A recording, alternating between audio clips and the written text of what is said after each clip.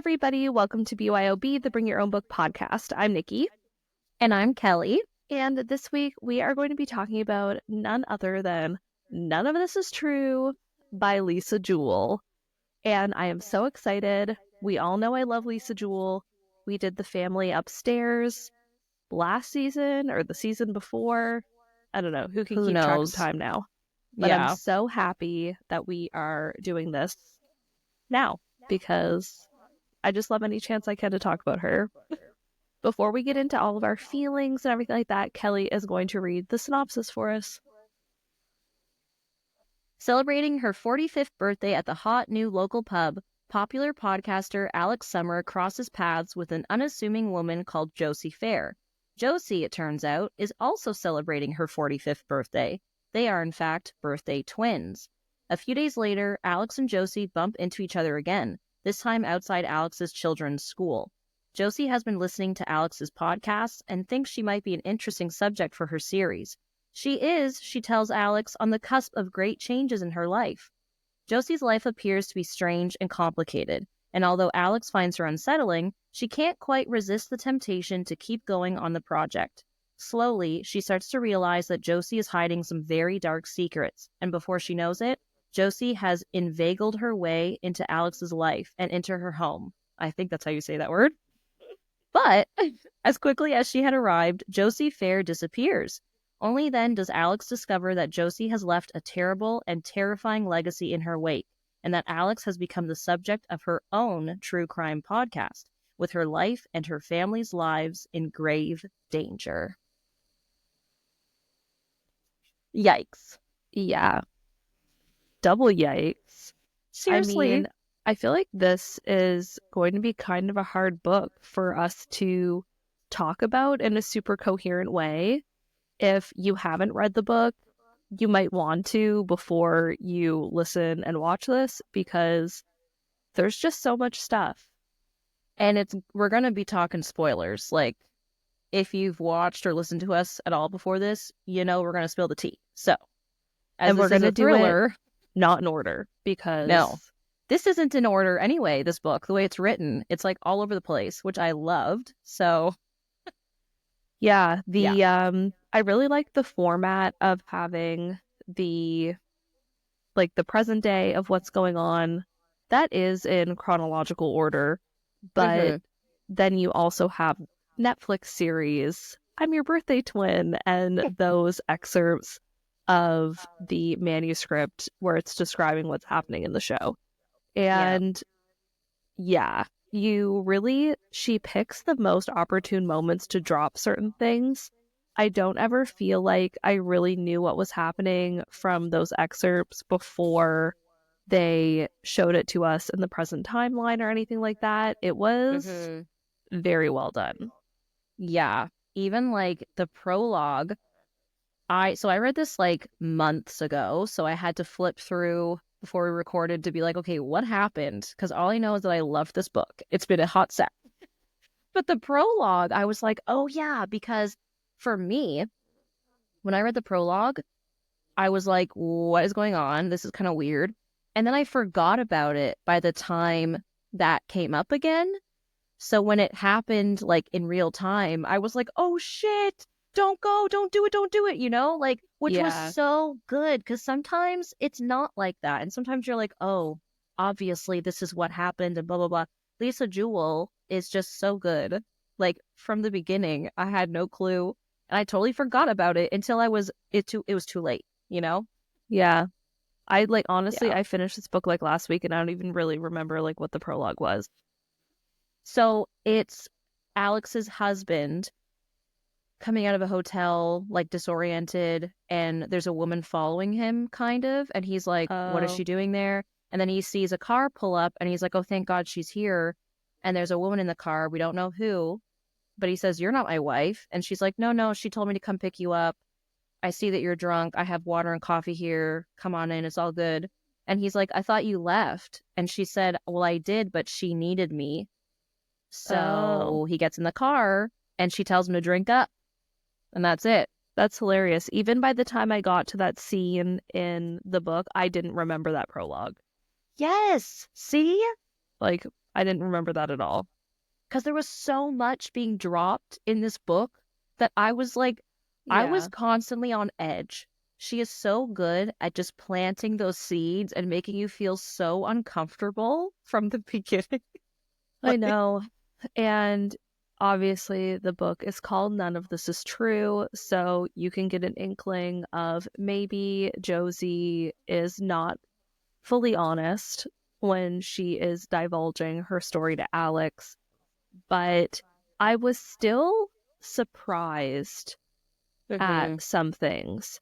The way that they set up Walter's relationship with his daughter Erin, it really lent to what Josie was saying in her accusations that he was sexually assaulting her because he got with her when she was like 14 and or 15 and he was 42. So that leads me to believe you've done it once and you can obviously do it again. Yeah. Walter was so disgusting. Like, so many of these characters in Josie's life were just abhorrent. And there were several times, and I'm going to bring up, I won't name the person because, like, I don't really know them and it doesn't matter. But this person I follow on Goodreads, she was like, I really didn't like the pedo apologist angle this book kind of had. And I was like, what? That's not what I got at all. Like, there's messed up people in the world and there's messed up characters for sure in this book. And what happens is Alex is going to talk to, or she goes to talk to Josie's mom, Pat. And Pat kind of goes like, well, you know, they got together when they got married when she was 18, he was 45. What does that say about them? And then she's like, well, I don't know. And Pat says something like, I think they're both bad people and they deserve each other, kind of thing, like along those lines. And so it's like, even Josie's own mom is like kind of making excuses as to how they got together, even though she was a minor. I think more like what she said, because so Pat and Walter were dating. That's important. Her and Walter were in a romantic relationship, and Josie essentially took him from her mom. And what Pat says is Josie can't stand to have anything that isn't hers around. So she hated Walter in the beginning, like she hated all of Pat's other boyfriends. And then she started to change. And she started to like kind of claw into him. And then he started to pay more attention to her because she was wearing really skimpy outfits around and she would sit really close to him on the couch and stuff. And I'm not saying that none of this is his fault because obviously that he went He's for the it. adult. Yeah. But also, when I was 16, if I was doing that to somebody, I was doing it because I knew what I was doing. That doesn't mean that there's not something wrong with her, but you don't just go, I'm going to wear a really short skirt and like push my boobs up in this guy's face, because you don't. Yeah. She's doing it intentionally. Oh, yeah. But and so, I don't know. I don't think that it was like a pedo apologist angle. I think it was just like that happened. Yeah. But he loved his daughters and there was nothing untoward happening with them, at least from what they said. Yeah. Like, I think people are messy. And so, like, the fact that, like what you're saying, you know, of like she was actively pursuing him, which, but like her mom, terrible mother, you know, Walter, ick. Even if she's doing all these things, it's the adults' jobs, right? To be like, nope, not okay, or like not going to do that because she's still like a child, right? Yeah. So I didn't read the book and be like, oh, well, they're clearly like, they're okay with Walter being with her. I'm like, when was that ever a thing? Alex was like, hello, you know? Yeah. Alex was like wanting to shout from the rooftops, like, this is bad. This is wrong. Are you okay? You know? So I just thought that was so interesting to like, obviously people have different opinions and you can read a book and get different things from it. But I'm like, what? That's what we got from it? That's not what I got. No. No. And It's very weird.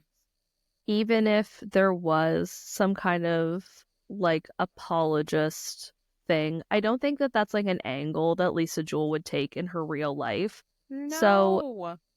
there are definitely situations where people have been okay or are brainwashed to be okay with certain things that are not okay.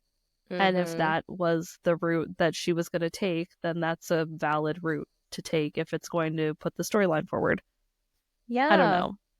Like Like, she writes psychological thrillers. You can't have the world be hunky-dory, rose-tinted glasses, and then shit happens. I mean, like, well, you could, but that's not as interesting because it doesn't make yeah, sense. Like, this is a character study in obsession, in comparison, in, you know, just yeah. all these things Well, that also if you read the she has a main character who is seriously mentally ill, book. and for her to be believed in her story that she's telling Alex, even though it's lies, there has to be things happening around her that can look like that stuff is true. Yeah. So if she says, my husband is a pedophile and he's molesting my daughter, it's a lot easier to just jump on board and believe that if he got with her when she was 14.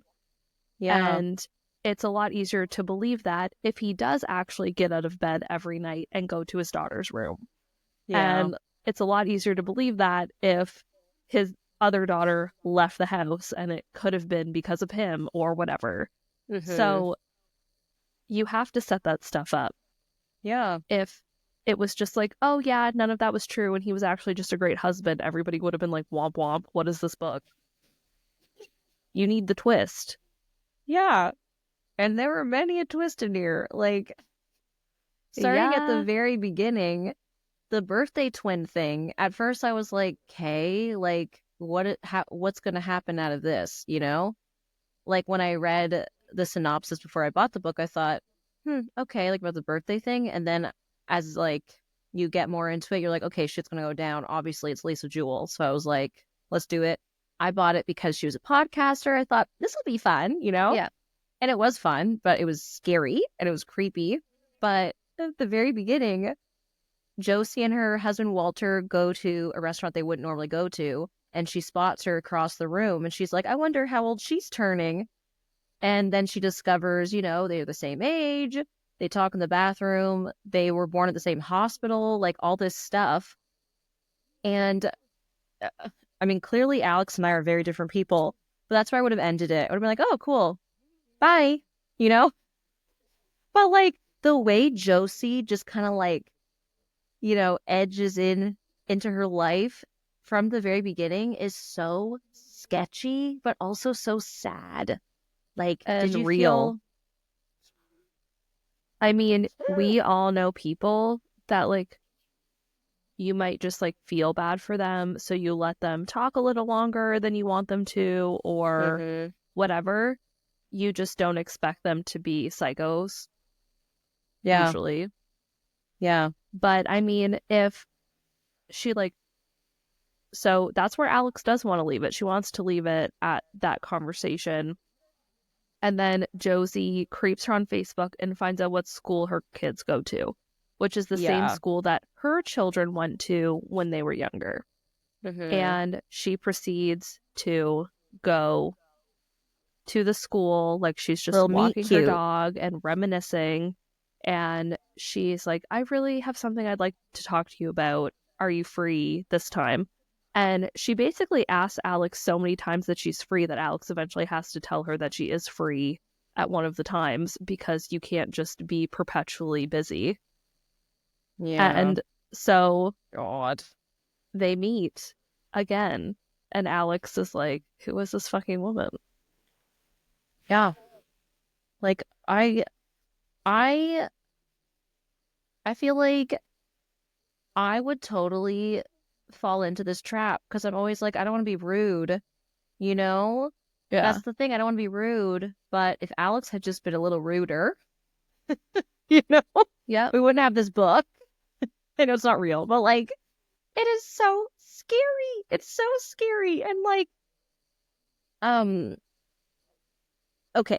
I think for me, one of the creepiest parts, because they were a lot, but one of the creepiest parts was how she like ended up staying with them for over a week. Yeah. And she wouldn't leave. It was And like from she a was- Friday to a Saturday. And that's the Saturday that like everything went down. Yes. Yeah. Like she was wearing her clothes, she was wearing her perfume.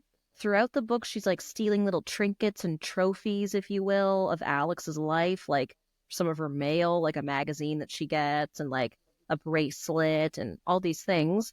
Her And- son's passport photos, drawing her daughter drew that was on like a bulletin board in their kitchen. Yeah. Yeah. And also like one part I did, okay, there were some funny moments, but they were funny, but also like, oh my God, like the call is coming from inside the house, you know? Yeah. Like when Nathan, Alex's husband, who is going through some tough times, like he has an alcohol addiction problem, and so Alex has Josie and Walter over for dinner because Josie's like, we should have dinner. Maybe Walter will talk to you if we have dinner and your husband's there because he's a man's man, like all this stuff. And Alex is like, okay. And Nathan doesn't show up, right? Because he's like out on a bender and all this stuff. And he comes in the next day when Josie had slept over. And he's like, he sees her face because she like got into an altercation with Walter, she says. And he's like, oh my God, what happened? And she tells him like, oh, my husband did this. And then she's like, it's all your fault because you didn't show up to dinner. And Nathan's like, what? And she's like, he was so mad you didn't show up. And Nathan's just kind of like, Nathan's one of the few people who doesn't like buy into her shit. He's like, I don't like her, like whatever.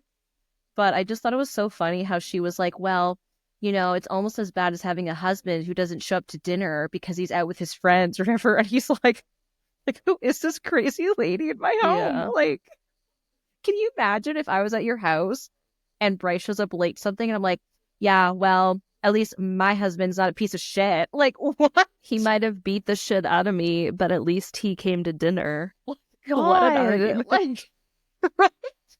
He's just like fucking crazy bitch. Like, Yeah. I can't. Yeah. So that night, like Kelly said, Josie and Walter go over. Alex is waiting for Nathan. She keeps calling him. He's not calling her back. They have dinner. It's really awkward. And Yeah. Josie's like, oh, well, maybe we should go. And Alex is like, yeah, sorry, but you should go. And they leave and walk back to their flat. Mm-hmm. And then, yes, apparently, from what Josie says, Walter attacked her and all of this stuff. She shows back up at Alex's house at 3 o'clock in the morning with her face all bruised. She has a laceration on the back of her head. And Alex is nice. Because how do you turn somebody away from your house that just allegedly got beaten by their husband? Yeah. And she gently tries to like prod her to leave all week. Like, so what are you going to do? Where are you going to go? What's your plan?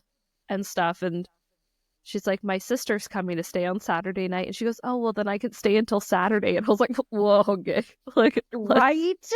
And she see. keeps like offering to get her help like through a women's shelter. She's like, I know a woman who works there. We can call the police. And she's like, no. Like, we can call your mom. No. Like, everything is like, no, no, no, no, no. Yeah. Oh my God. I could not. Like, I know. it's just so cringy. It was so cringy. And I was always so scared. And like, she takes her dog out to go to the bathroom after he has an accident. And then she's like, oh my God, I left her alone at home with my son. I'm like, yeah, hello? Like, you have kids. Yeah. I like, know. I don't like people just showing up. I know it was an extreme case, but like, And oh also, my it's like God. someone you don't know, too. Like, if someone you knew Yes. showed up at your door like that, you'd be like, oh my God. Yeah. But like, I only know that you like to wear denim. You have a weird relationship. You hide a lot of secrets. Your husband said that you like to control things and not to believe you. Yeah.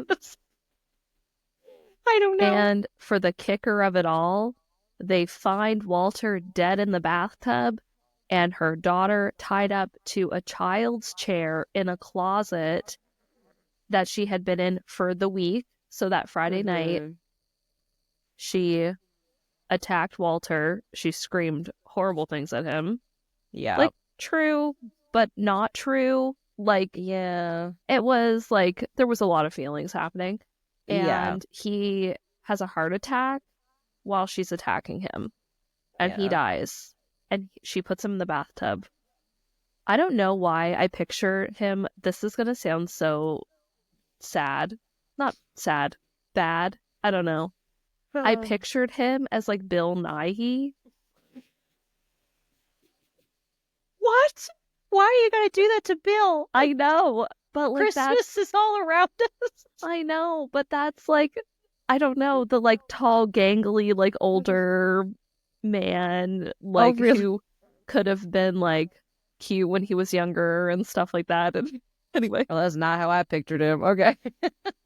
and Aaron survived that whole week by sucking on mop strings that were wet from like a dirty mop bucket. I mean, you got to do what you got to do, and props to her for like doing it. I don't know if she got put into a medically induced coma or if she fell into a coma after just from like all of the stress on her body, but she does survive. Yeah. And you get to meet her sister. Yeah.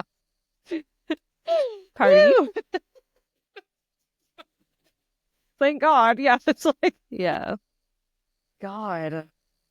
I know. Like that whole other plot line that was introduced with her sister Roxy who left, and really Josie told Alex that Roxy left because her friend Brooke slept with Walter. Yeah. But that's not what happened. Brooke and Roxy were in a relationship together, and so Brooke, oh my God, there's just too many names. Roxy thought that Brooke said something derogatory about her sister Erin, who has autism spectrum disorder, and that's why she only eats the baby food. It's a coping mechanism. I thought she had something else. ASD. Oh, I thought she had global developmental disorder. Or maybe later we find out in the At book? the end, it just says she has ASD, and eating the baby food was a coping mechanism that she developed because of all of the trauma that was happening in her home. Yeah. Okay, sorry. Continue. But so she hits Brooke. Yeah. And then they kind of like mend that, and Brooke's like, I want to leave, or I want to go to prom, and Roxy's like, well, I want to leave.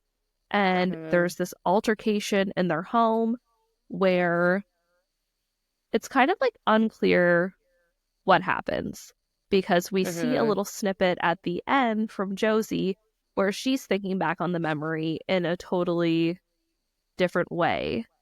So we see from Roxy's perspective that Josie killed Brooke and disposed of her body in the car in the, I don't remember what they call it.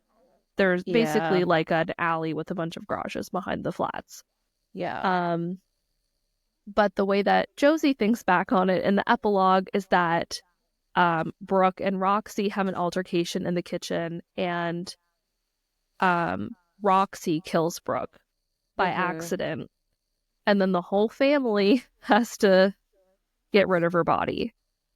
So then you're just left after the book with all of these thoughts. Like, we know that she was obviously lying about some things, but the sisters are going to protect each other. Yeah. After all of this stuff, like, their dad's gone and they have a very tumultuous and like non-relationship with their mother. Mm-hmm. So it would make sense if they covered it up. And I'm just like, I don't know. I don't know. Like, I don't know. I want to believe that it was Josie because even earlier, she tries to paint Roxy as having like an anger issue and an anger problem. But like, I don't know. Like, is that true? We don't know. We already know Josie can like change on a dime. So I'm like, I just find it hard to believe that Roxy would kill the girl that she wanted to be with, even if it was an accident. Like, I don't know. I feel Well, like I think Josie. Roxy does say that she was rough as a kid. Mm, They do dispel the rumor that she broke Aaron's arm on purpose. It was an accident, but she still did it. mm, Um, and the thing that makes me think the epilogue is real from Josie is you never see her flash back to a memory and remember it wrong. She's always telling people facts that are not mm, true. She's not yeah, remembering things in a way that's not true. yeah. So I'm like, I think that she is telling the truth at that point. But then it makes you think back and you're kind of trying to dispel what the daughters have said up to this point. Mm. Because who knows now? We got to learn how to talk to dogs. We got to talk to. Fred. Yeah, I'd be like, what did you see while you were there? Honestly. So many things. Okay, okay, sorry. I have a question. Yeah. When I was reading this book, did you ever feel like I felt I was so scared that Aaron was not going to exist? I thought it was going to be like a Norman Bates psycho situation where like she had been dead for ages and she was just like talking to herself in Aaron's room or like just putting food there and no one was eating it because everyone they kept saying like it smells in there, it smells, like. And I Yeah. was like, oh my God, is she alive? Like, is she just talking to her skeleton? Like, did you have that thought? It's just N- me. no, I didn't have that thought. Oh God. I'm wondering why I didn't now that you say that. I Um, was so scared the whole time. the whole time though, I was wondering, what is the bad smell though? If you are in a room for a really long time and like the windows aren't open, it gets very Stale. stagnant and there's just body smells and things like that. And I guess if you're eating a lot in the room, there's all of that smell. So I was just like, what is the bad? Can you explain what the bad smell smells like? Yeah. And I can't believe she said I hadn't seen her for a year and a half. I think that's how long she said it was. Or maybe, Mm-hmm. no, yeah, I think it was a year and a half because Alex was like a few weeks, a few months, and Josie's like a year and a half. It's been a year and a Mm-hmm. half since I've set eyes on my daughter. She only goes to the bathroom. Well, it's probably piss and stuff that she can smell because there's no way that you're holding it all day to go to the bathroom at night when your mom's not home. No. Or I guess when she's at work, she could go. But there has to be like jugs of pee in there. But you think that if Oh. Walter's going in there every night to like live stream with her, that he would be helping her to take care of that. So Yeah. was that a lie? I kind of don't think it was, like when they're talking about like the real things that she's doing and leaving the Mm-hmm. food out, but I don't know. I don't know. Well, and when she shows up to Alex's house after the altercation being like, I can't go home, whatever, and Alex asks her, like, what about Aaron? She's like, oh, she's at a friend's house. That also made me believe, okay, she's dead. She's dead? She's not in the room. Well, Like, I thought she was dead then. yeah, right? Not like Norman Bates, but I definitely thought she whacked her on that Friday night. Like, I really did think, I'm like, she's gone. And even like, I don't know, even like some of the snippets we get with her and Walter's like, you're crazy. Or like he calls her weird, but not. Like he's like, I would never say you're weird. And she like, Yeah. It's like you're saying it to me right now. I don't know. Well, okay, part of the reason why I was like, we should do this book, because we had both read it and we love Lisa Jewell, so I'm like, duh. But they just announced they're making a Netflix movie out of it. Oh, yeah. Nice. So I'm curious, do you have any like thoughts on who you would want the two women to be? Like, yeah. Who would you want to be Josie and Alex? I kind of would like the cast to all be people I don't know. Mm-hmm. Even though That's fair. Okay, Walter, I didn't have any thoughts about what the women looked like, but Walter was Bill Nighy and Nathan was Alexander Skarsgård. Like that kind of hot, like Big Little Lies feeling. Yeah. Of him. Because like all the suits and stuff. But yeah, no, I think like with thrillers and stuff, I like it to be people that I don't know because it lends into the belief that it's actually happening more than if there's like these big names in there. I'm like, you're acting. I know you're acting. Yeah. What about I'm on to you. I don't know. I feel like people I would have picked, I feel like maybe they're too old now, which sucks, but it is about two 45-year-old women. Yeah. So you could go older anyway. So I thought maybe like Julianne Moore would be kind of like weird, but also fun, like to do Alex maybe. Or even, no offense, Julianne, I think she's too old though. That's the thing. Yeah. Everyone I'm thinking of, I'm like, you're probably too old now. Yeah, like they'd be more like mid-50s playing. Yeah. So I don't know. Like, I did like Emily Blunt in Girl on the Train. She was like the only thing I liked about that movie, even though I loved the book. I think I don't want that book, but I can't remember. It's been so long. Yeah, I read that years and years ago. I wonder if I'd like it now, but I did like it at the time. So I don't know, but maybe someone like, I who's like even that in that age range. I don't that know. girl who looks like Demi Moore, but definitely isn't. That like I don't know her name, but she just looks like whenever she gets cast, I think they wanted Demi Moore, but they didn't have the budget. I think she would be really good. Oh, what the fuck is she in? Oh my god. I feel like I used to be so keyed in to Hollywood and movies and actors, and now I'm like, who the hell is even around? Who's that age? Oh my god. Oh, this girl. Oh no. See? She looks just like Demi Moore. Oh, Jennifer Connelly. Sure. Oh. That's what I said, yeah. Good. I just picture Alex having like darker, long, straight hair. Oh, really? Yeah. Okay. I don't know how she was described, but I didn't care. I was like, this is Alex. I don't remember how she was just, but I had a teacher who was named Alex with an I-X, and she was Greek. And so I pictured her kind of like long, curly brown hair, just this mane of power. Yeah. That's what I pictured. Oh, nice. So, but I don't think, I mean, she could play her, but I don't know, Alex, if you want to. That's what she But who'd be Josie? Josie, I feel like, I want to say Emma Stone, but I'm also like kind of tired of Emma Stone.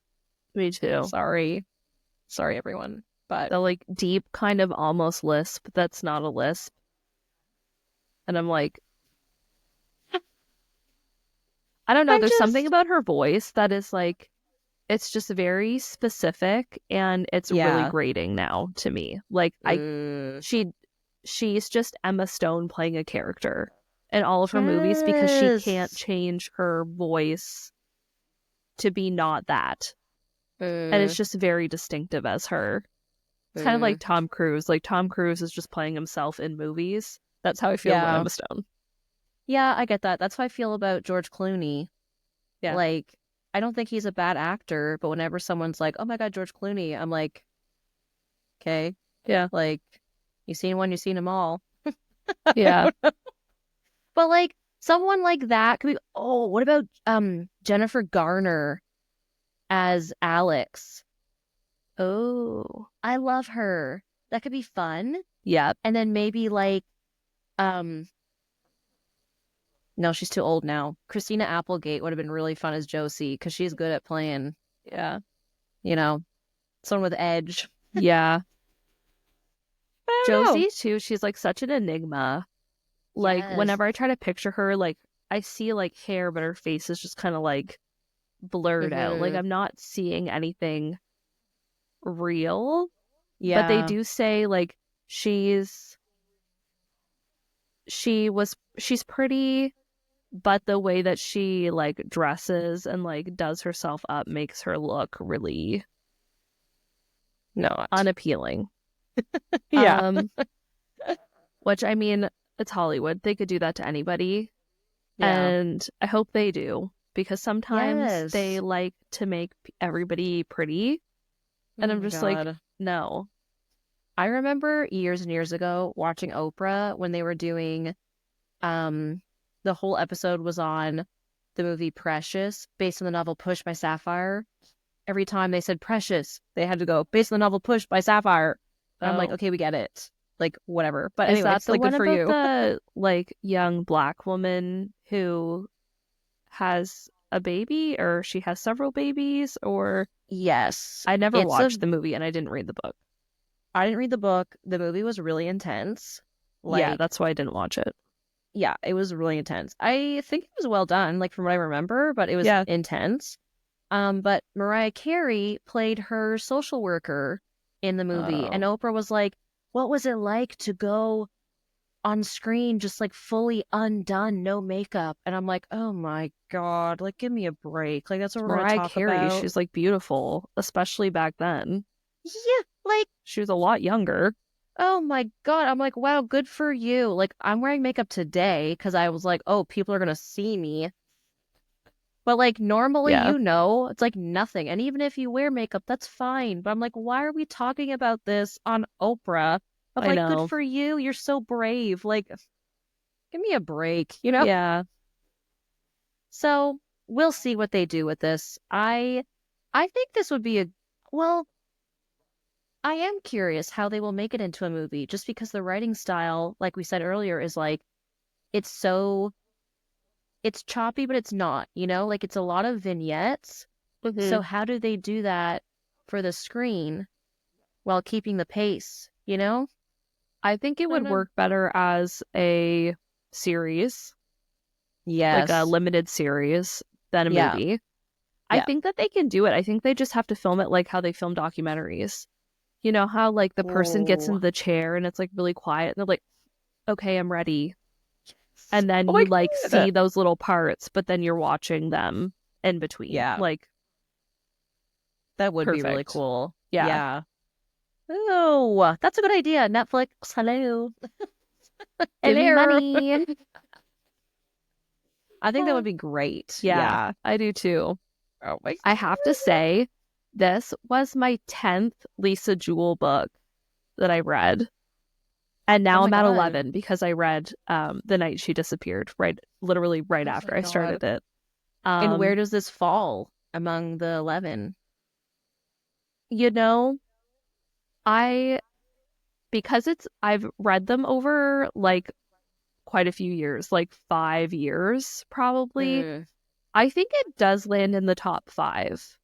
Oh, yeah. That's cool. She has some that I've read that were not mystery thrillers.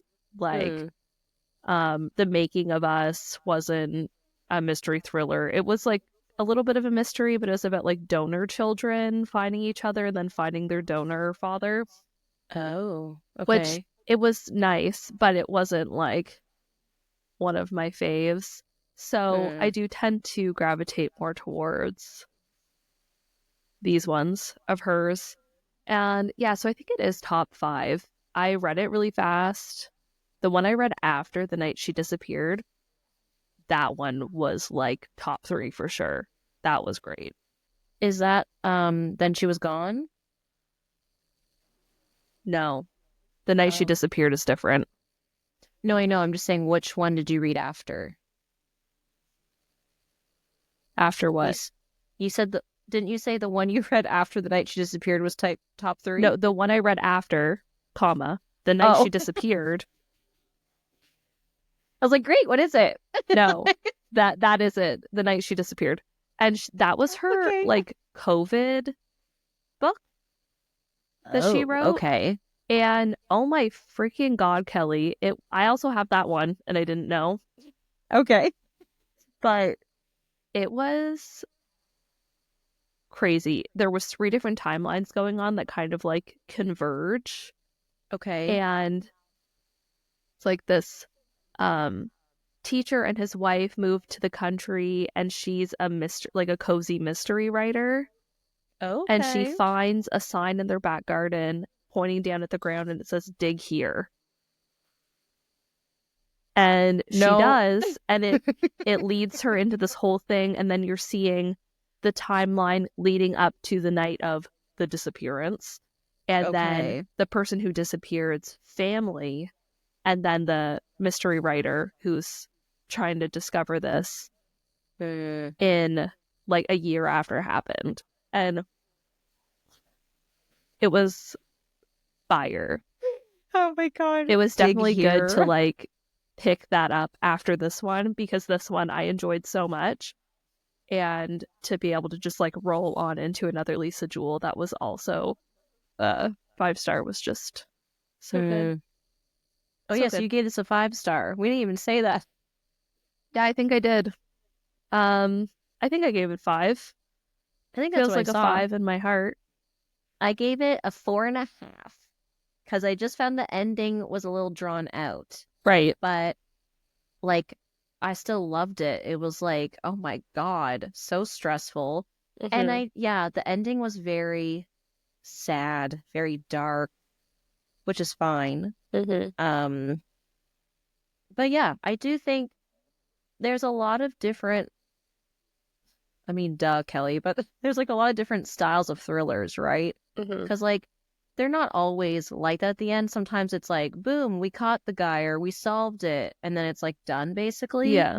But I both like, and kind of sometimes I'm like, about how she kind of lets it like fizzle out a little bit, you know? Right. Because hers, or at least the 2 that I've read, they were both really rooted in reality, which was great. So it makes sense that it's not just like, boom, we're done. But sometimes I'm like, I want it that way. Yeah. But I did feel at the end. I like how she ends her books, because I'm really interested in what's happening to everybody after. Like, I want to know all of those like little things of what they're saying or what they're thinking. So I personally like that. So this is your second one. The only other one you've read is The Family Upstairs. Yes. Yeah. But I'm excited to read more because, like, she's good. Oh my god, so good. So and I could not guess this stuff, and I don't think I guessed much, if anything at all, in her other book, so there was no creepy ink blot in mine. So that was good. That is good. Because I was like, oh god. But I'm very excited they're going to adapt this. I think there's promise, it could be really, really good. I do too. And hopefully it is. I think if they let her have a say in it, then it'll be good. Even if they do have to change some things. But I don't see why they would need to change a lot in this. No. And the No. way that the story works, it's like a puzzle. Like if you change one piece, you have to change the whole thing. Yeah. So, Yeah. I don't know. Fingers I crossed. don't know. Yeah. Could you Let me imagine check. if they released it as a documentary and everybody thought it was like real? Just Like like War of the the Worlds? oh, I was gonna say like Blair Witch Project, Yeah. which that's what I thought of earlier when you said I want them to get like no name people because then you feel like it's real. Because Yeah. that's what they did with that. And Yeah. like you never saw them again. Could you Career imagine if they had to over. sign that in the contract? Like, you're not allowed to do any movie work for the next 10 years or something, or else you're going to like Right? ruin the vibe. Oh my God. I love that movie. I'm not a horror person, but I do love it because it's all atmosphere I know. And the jump scares are really good.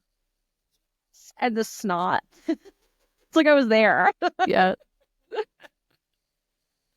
I I'm just know. checking my notes. Um,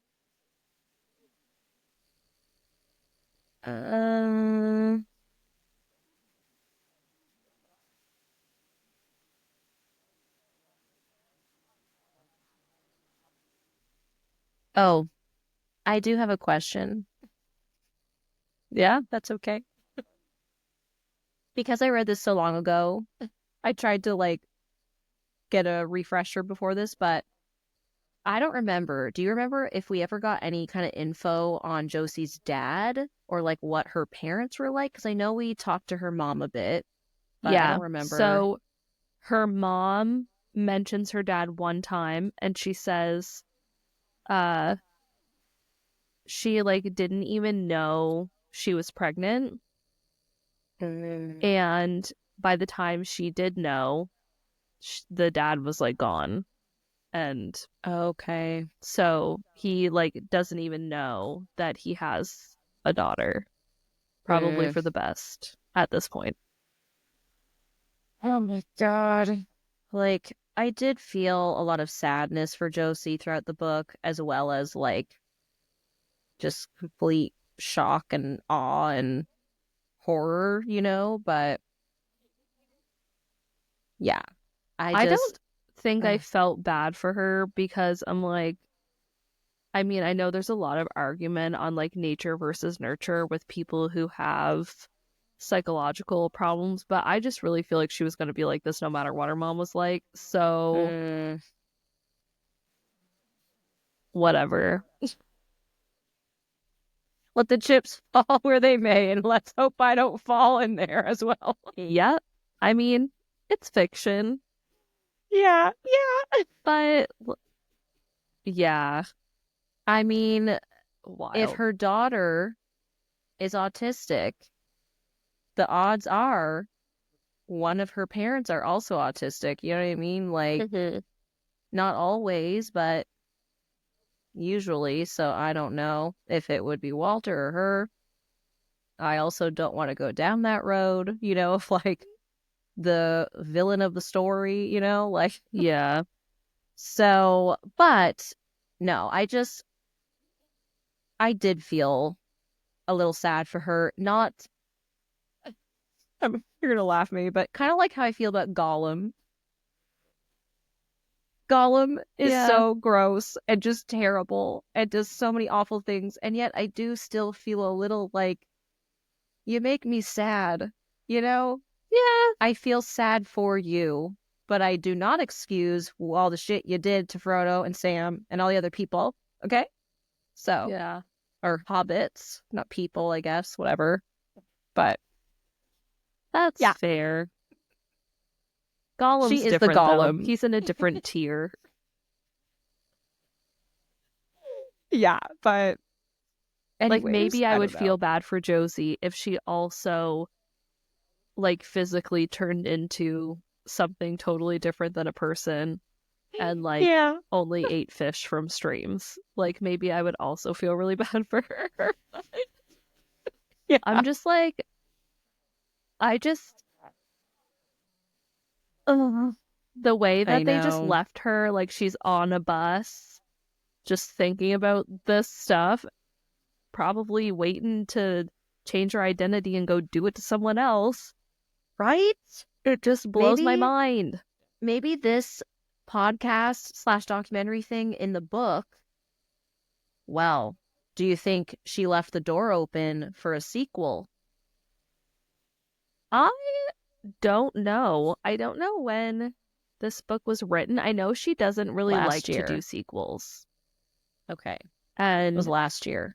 Okay. Yeah, I know she doesn't really like to do sequels, and that The Family Remains was kind of like an anomaly. I think that's maybe one of the only books she's ever written a sequel to is The Family Upstairs. So I'm not holding my breath for it. I think that she was just leaving it as more of an ambiguous end, which is fine. If she wrote a sequel, I would definitely be reading it. Like, I'm not above knowing what's happening. Yeah. But yeah, I don't know. Maybe too, like, if they do something on Netflix, maybe she'll feel compelled to write another book because then there'll be more for Netflix. I don't know. I wonder. Sorry, I thought I was done, and then I was like, wait a sec.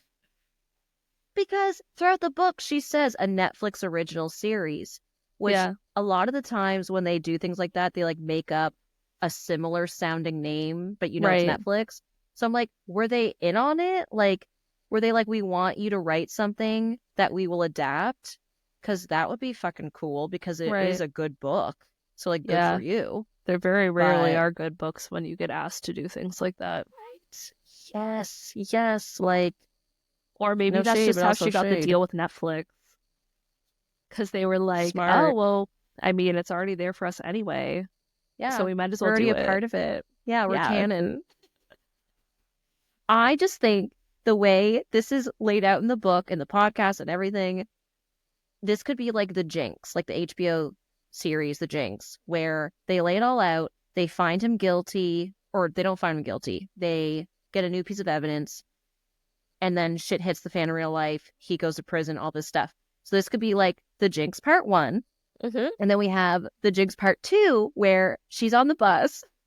She tries to run away. They find her, goes through this crazy trial, some psych eval sessions for the court, all this stuff. I would read it. Just saying. I would. Too excited. I would read it. Oh my god. I'm also available to play the crazy person, clearly. This motion, like, oh my god. Anyways. That's too funny. I would say you can cut that out, but I know you won't. So no, I won't. Especially now that we have the video. I hate it. Great. Oh, I'm done. On that note, thank you so much for listening and watching today. We love Lisa Jewell. I will take any chance I can to talk about her. If you want to see more from us, you can follow us on Instagram at BYO Book Podcast or on TikTok at Bring Your Own Book Podcast. And remember, if you're having feelings about lying about your entire life, maybe you should go to therapy. And have a great one. See ya. Bye.